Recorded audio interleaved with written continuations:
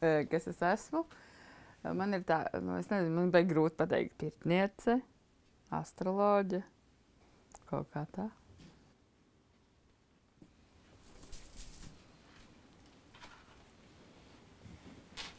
Parasti jau ir tā, ka tie astrologi ar nākotni biedē. Jā. Bet īstenībā jau mēs, kā paši izvēlamies, tā ir, vai ne? Un tad, nu, mēs šobrīd izdzīlēsim, tā kā ir gada sākums, mēs palūksim Dzintaram, kas ir miljoniem gadu skrēta saules enerģija, lai viņš izstāsta tādu kopējo stāstu par to, kāds tad solās būt šis gads. Diezgan daudzas lietas paliks tieši tādas pašas kā iepriekšējā gadā. Vismaz 70% viss, ko mēs darījām, kā mēs dzīvojām iepriekšējā gadā, tā arī nāksies dzīvot šajā gadā. Vairāk uzmanība tiek pievērsta bērnu tēmai. Tātad var pieteikties bērniņi, kas varbūt ļoti ilgu laiku nav pieteikušies. Un vēl kāda laba ziņa, kad nevis neskatoties, bet ūdensvīra laikmetam piemērota ir šī te ļaušanās, paļaušanās un tā kā skatīties plašāk, tālāk un augstāk, jo no visuma nāks tāda palīdzība piepildīt kādus sapņus, kas varbūt ilgstoši ir bijuši, ir bijusi vēlme piepildīt, bet tieši šobrīd nākošajā gadā šajā gadā varētu gadīties, kad izdodas realizēt. Bet nākotni minēt, tā ir liela atbildība. Jā. Tieši tā, tāpēc es uzskatu, ka ir būtiski pašam uzņemties atbildību par savu dzīvi un tad tikai skatīties zvaigznēs, kā šīs zvaigznes var palīdzēt realizēt kādus no plāniem. Es varu uzmest, kā to dzintaru putekļu.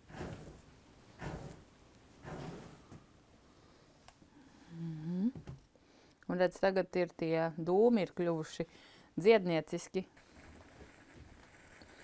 No sākuma nebūs tās. Tā ir parastā ogla, ko izmanto arī pīpēm. Bet es uzlikšu dzintara tableti. Dzintars ir uguns enerģijas akmens, un tas ir arī latviešu vai baltu spēka akmens. Un dzintars ir tas, caur kuru vīrišķais pirmsākums var runāties ar mums, un tāpēc ir ļoti vērtīgi neaizmirst, ka dzintars ir mūsu bagātība un viņu nesāt. Tas nekas, ka dzintars vairāk nav modē. Dzintars tieši pretēji šobrīd atgriežas modē. Un ar dzintara dūmiem var izkvēpināt māju, it sevišķi pēc lielām ballītēm vai kad ir tādi saviesīgi pasākumi, kā piemēram visi šie te ziemas jaunā gada pasākumi.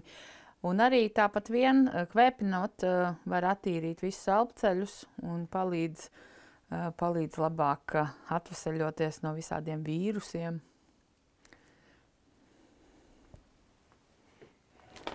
Mēs esam tikušies neirografikas bāzes kursā lietotājs. Un mēs sāksim ar neirografisko līniju. Un tu iedomājies, kā šī te visi šķēršļi no visa ķermeņa savienojās šeit centrā, pēc tam tas ceļās augšā un iet pa roku pāriet no pirkstiem, no pirkstiem pāriet uz marķieru, no marķieru uz marķieru galiņu, dziļi ievelkam elpu un ar skaļu saucienu izlādējam visu uz lapas. Čau!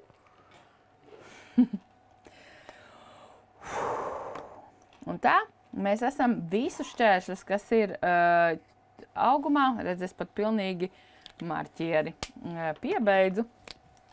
Mēs esam izlikuši uz lapas, un tagad mēs to varam neirograficēt. Neirograficējot, mēs padaram līnijas plūstošākas, tātad šo te saspringumu atbrīvojam.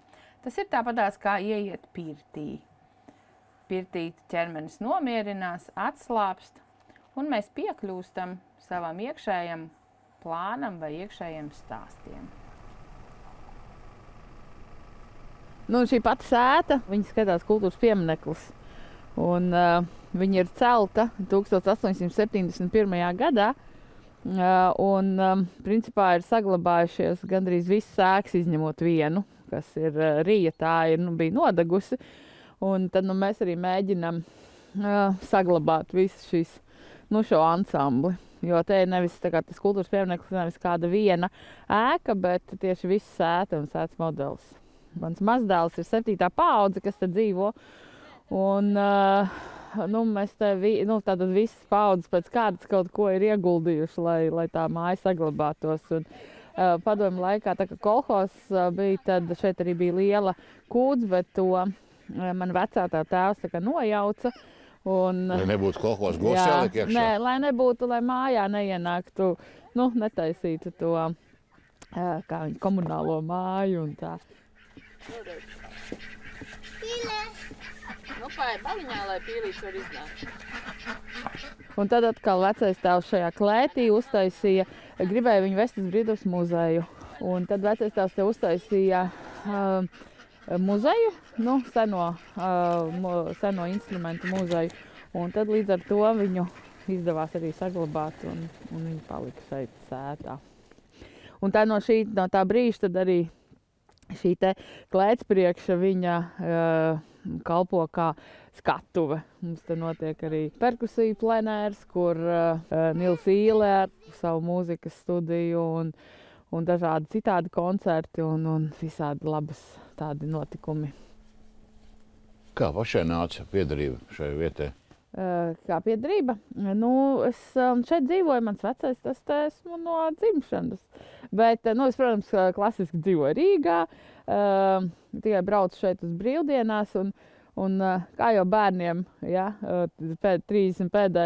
maijā tev atved uz laukiem un 1. septembrī aizved apakaļ, bet pēc tam, kad vecāmāt nomira, tas 13. gadā, tad es pilnībā noslēdzu visus savus darbus Rīgā un pārvācos uz šajieni.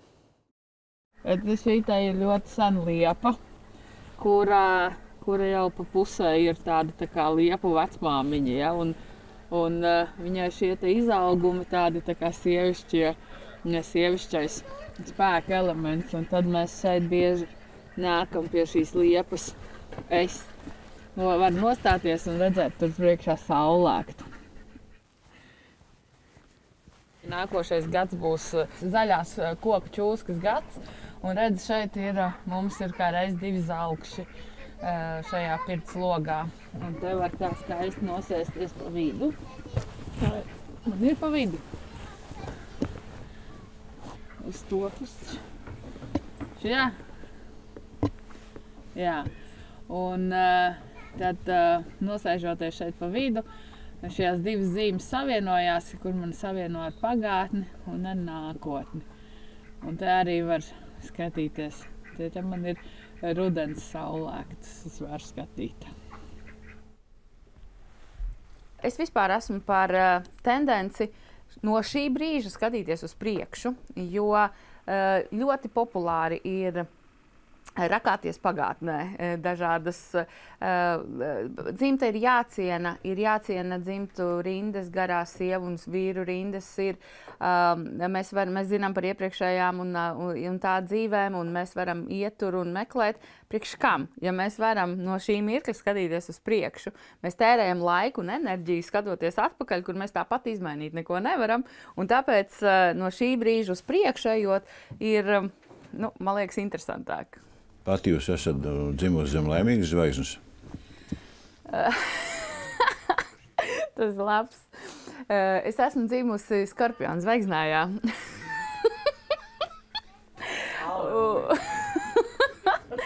Un Skorpiona zvaigznājs ir tajā mirklī, kad dabā viss nomirst.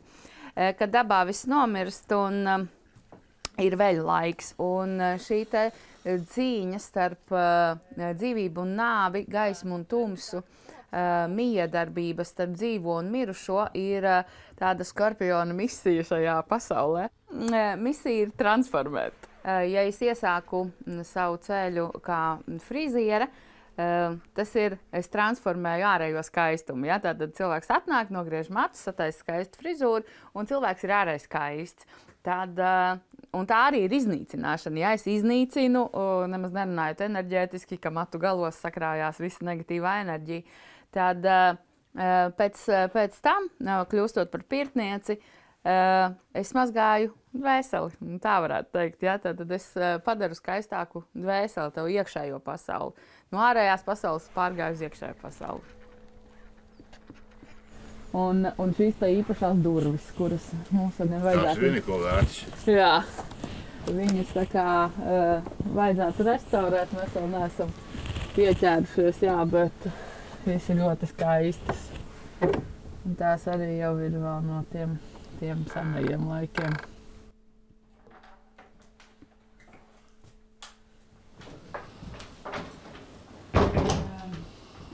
Nu, šī ir tā centrālā istaba, kur ir tā kā viesistaba.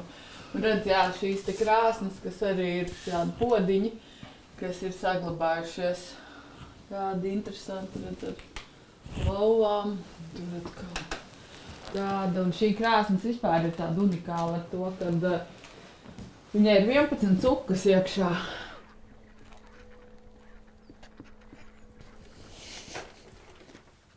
Kas tad tagad notiks? Tā, mēs tagad taisīsim skrubi.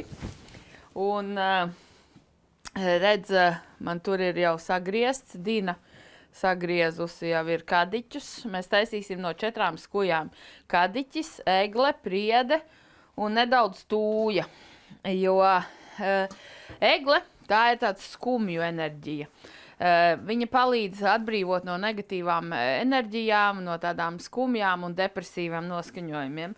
Tad priede savukārt viņa dod prieka enerģiju, kadiķis būs aizsardzībai, un tūja, tā ir nāves enerģija, kurš viņš tad savāc visu to, kas ķermenī ir nu, tā kā savu atkalpojis.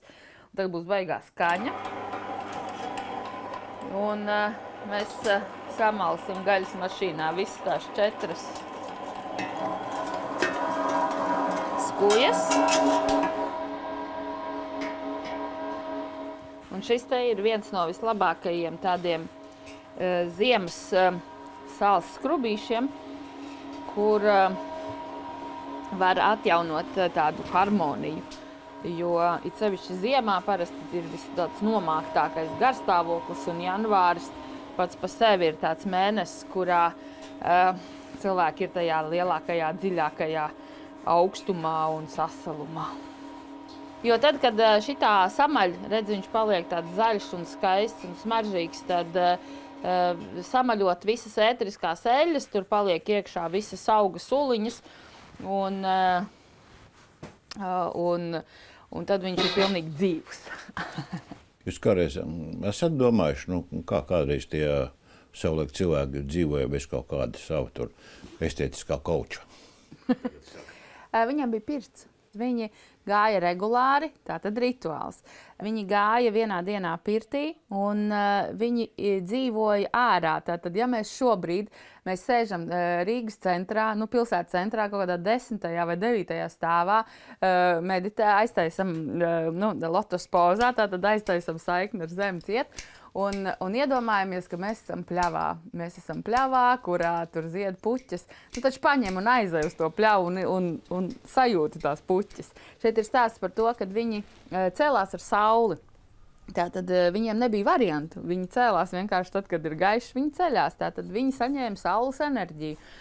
Viņi dzīvoja pēc saules ritmiem. Un viņiem nebija vajadzīgi šie te kauči. Kāpēc jums jāceļas 5, ja jums nav ne govs jāslauc, ne cūks jābro? Tāpēc, kad es ceļos ar sauli, rītam ir cita enerģija. No rīta prāts strādā daudz skaidrāk, prāts enerģijas ir vairāk, un tās īpašās radošās enerģijas vai idejas, viņas rodās tieši no rīta, tad, kad tu esi modies. Kas šī ir pa vietu? Šis ir ēvertu labirints.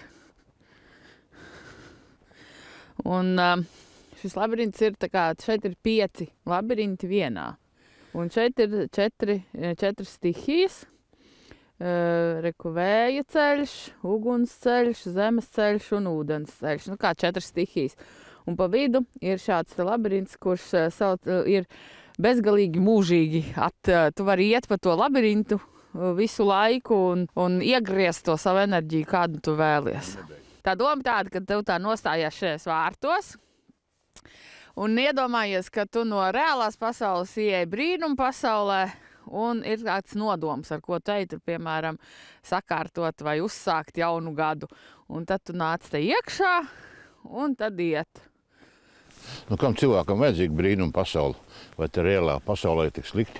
Lai mēs reālajā pasaulē kaut ko varētu izdarīt, mums vajadzīga kāda cita pasaule piesaistīt, lai mēs kaut ko varētu, mums vajag galvā kaut ko izdomāt, tad to piesaistīt emocijas, un tad reāli fiziskajā plānā izdarīt. Man tā labirinta būšana visu laiku patīk, jo tāpēc, ka labirints ir ceļš, kurā mēs visu laiku dzīvi ir viens labirints, vai ne?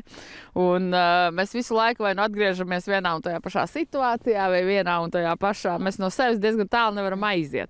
Labirints ir lieta, lai sevi neapmaldītos. Jā. Šajā labirintā, tā kā mēs viņu atklājām, vienlaicīgi šajā te aplī bija 250 cilvēki. Un vienlaicīgi gāja šo labirintu. Un tad, kad finišā mēs aizkūrām uguni un gājām ārā, puse apmaldījās šajā aplī. Respektīvi pārkāpt akmeņiem jau viņi varēja, bet iziet ārā nevarēja. Un tā kā var apmaldīties 3 briedēs vai 100 akmeņos.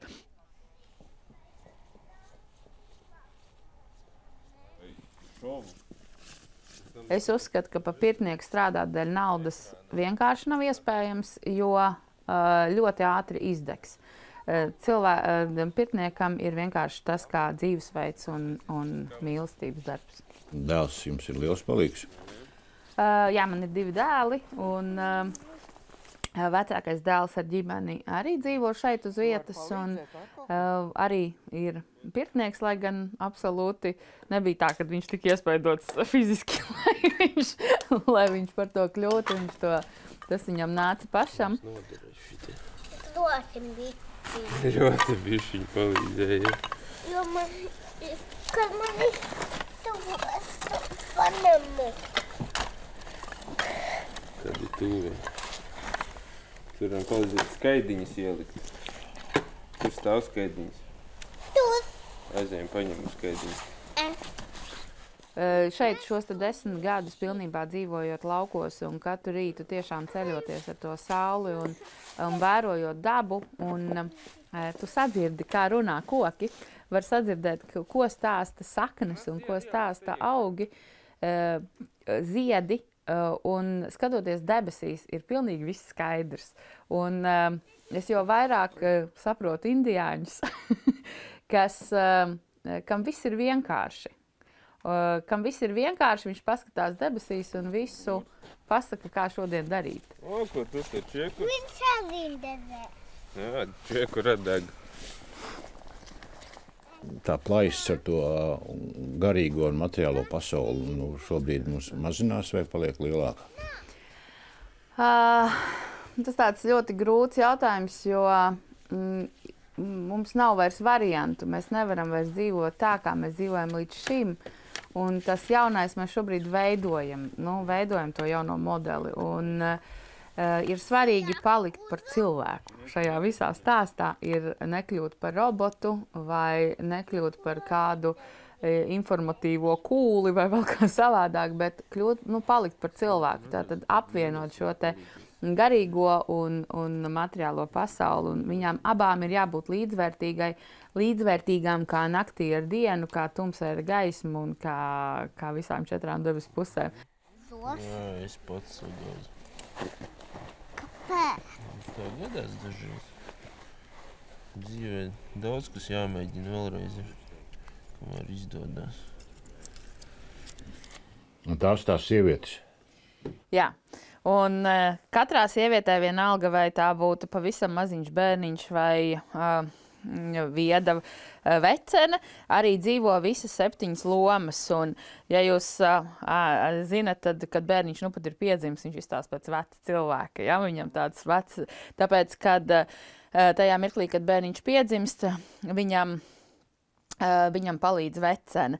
Un tad ir meita, meitene, līgava, sieva, māte un vecene.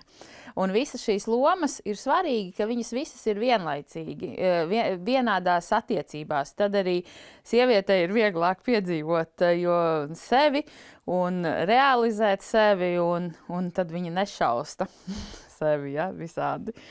Un arī attiecīgi, kad sieviete kļūst par veceni, mūsdienās mums ir visgrūtāk pieņemt šo te lomu, jo mēs gribam izskatīties jaunākas, skaistākas, bet vecenes dzīve ir viena no tādām foršākajām dzīvēm, jo tu esi brīva no tā visa, visādiem pienākumiem, un tu vari tērēt savu enerģiju, kur tu gribi.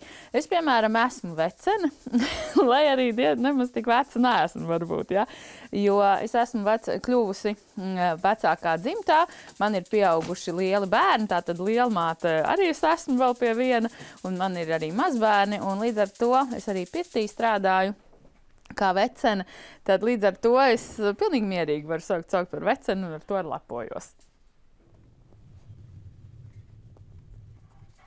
Tagad es tev uzlikšu čakrafonus, tie ir tādi kristāli gabaliņi, uzspēlēšu mūziku. Tavu spēka simfoniju. Čakrafons, viņš vibrē tādā frekvencē, kā vibrē zeme, visums un cilvēka sirds. Un kamēr es tev spēlēšu, tu vari sūtīt ziņu visā visumā, ka tu esi laimīga.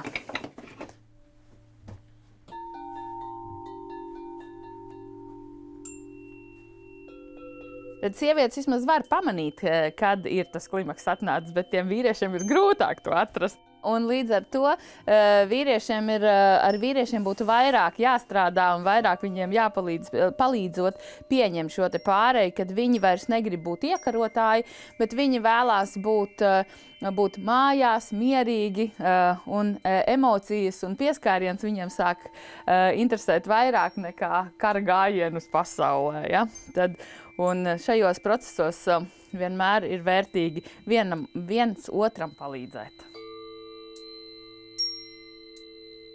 Nu, tagad cilvēki meklē tur dažādas pirtis, terapijas, retrītes un kursus, un ko tik dažādas terapijas, ko tik vēl ne. Nu, jūs prāt, kas tādam mūsdienu cilvēkam visvairāk pietrūkst?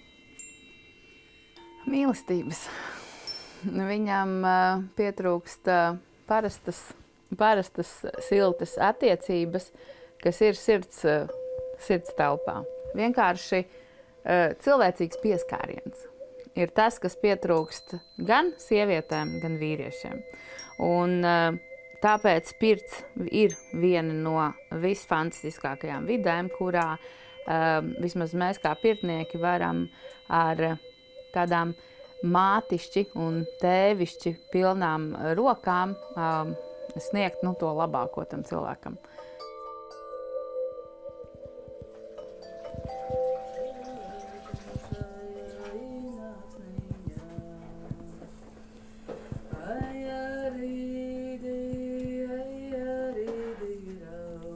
Pirts ir tāda vide, kur mēs atgriežamies, kur ķermenim atgriežas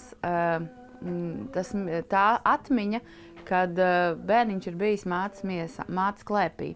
Tā tad silta, mitra, droša vide, kurā es drīkstu palikt kails, kaila dvēsele.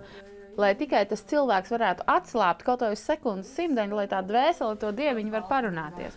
Jūs meitas izolē uz pelēku akmentiņu ar sidrabālītēm met pelēt jūrā. Vēl Baltmūra. Kur paliek tie pelēkie paltracīni, kas nokrīt pie tām daļiem? Pie tāda veselas higienisti. Nekad jau nenāk, kā pie Dieva neiet ar labām lietām, tā arī uz pirti nenāk. Jā, strādāt transformatīvā vidē ir liela atbildība. Un tāpēc es uzskatu, ka pirtniekam ir jābūt ļoti labām attiecībām ar kreisajiem un labajiem. vai ar tumsu un ar gaismu. Un tāpēc ir svarīga tā mana iekšējā tīrība, ar kādu es eju strādāt vai kādu es eju pirtī. Un, protams, ir dažādi pirtnieki. Nu, es kā skorpions loģiski saprotams, kad es varu strādāt ar tumsas enerģijām, atbrīvot no dažādām šīm te pelēkajiem metālīšiem, kā tu saki. Un, nu jā, katram ir savi talanti, kurus vajag izmantot. Un ir ļoti vērtīgi ieraudzīt tos savus talantus un nemēģināt kopēt. Ja? Tur aiziet pirtsskolā un kopēt, piemēram, pirts meistaru.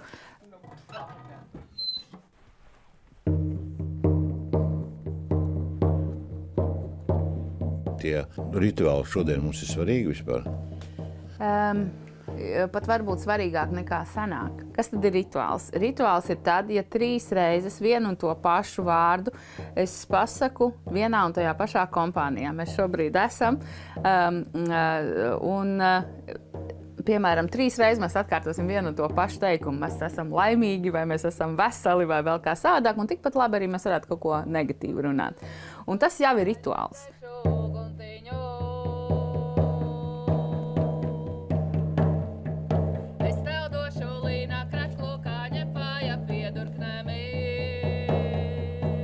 Un tāpēc ir ļoti būtiski ieraudzīt to savā ikdienā arī. Jo, piemēram, tāds nieks kā, kad sieviete no rīta pamostās, un viņa, parasti mēs mostamies vienā un tajā pašā laikā, plus mīnus, un noteikti ejot uz toaleti, tur ir kaut kur spogulis, vai ne? Un tajā spogulī, kas notiek, tāds saburzītiem matiem, kā es atkal izskatos, te man grunka vairāk, te man kaut kas tur, cik es slikti izskatos. Un tātad vienā un tajā pašā laikā viena un tā pati doma. Ko tas nozīmē? Tas ir īpašs rituāls. Viņu var nosaukt arī par pašlāstu, kuram ir ļoti grūti atrast vainīgo. jo te ir bijuši 2 spogulis un es. Ja?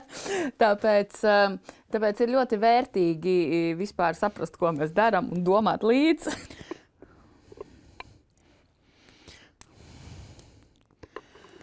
Jauns gads vienmēr nes jaunas cerības. Un cerības piepildās tikai tad, kad mēs varam